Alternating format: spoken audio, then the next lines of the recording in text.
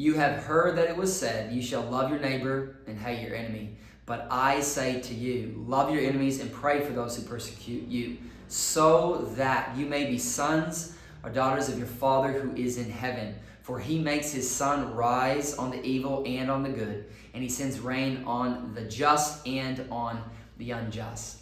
You know, Jesus is teaching us here in Matthew 5 that our Heavenly Father gives good gifts and these blessings to people without distinction, the rain and the sun, what allows for them at this time to have harvest and farm. He sends the rain and the sun on both the just and the unjust. He gives good gifts without distinction.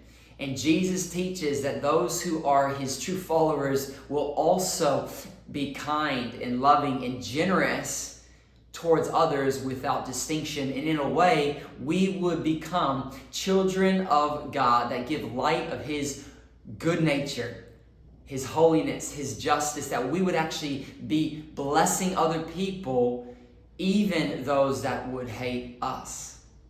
You've probably heard the saying, treat somebody else the way that you want to be treated. And yet here, Jesus is teaching us that if we are children of God, if we're a follower of his, that we will love even those that hate us, that we would not just treat others the way that we want to be treated, but we would treat others in the way that God has loved and treated us.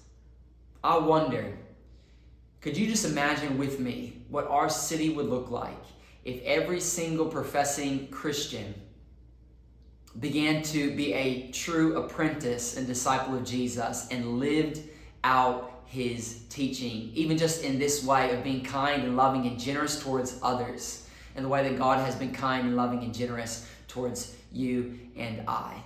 And now I'm not talking about not having healthy boundaries, becoming a doormat for people just to walk upon, but living in a way that is bold and humble, confident and kind.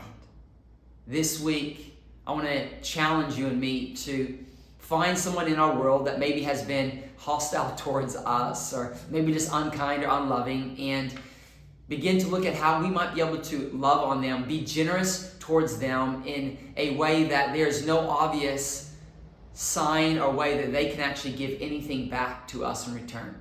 And so this week, what could it look like if you and I began to practically live out the teachings of Jesus, where we loved, were generous and kind towards someone without wanting or expecting anything back in return?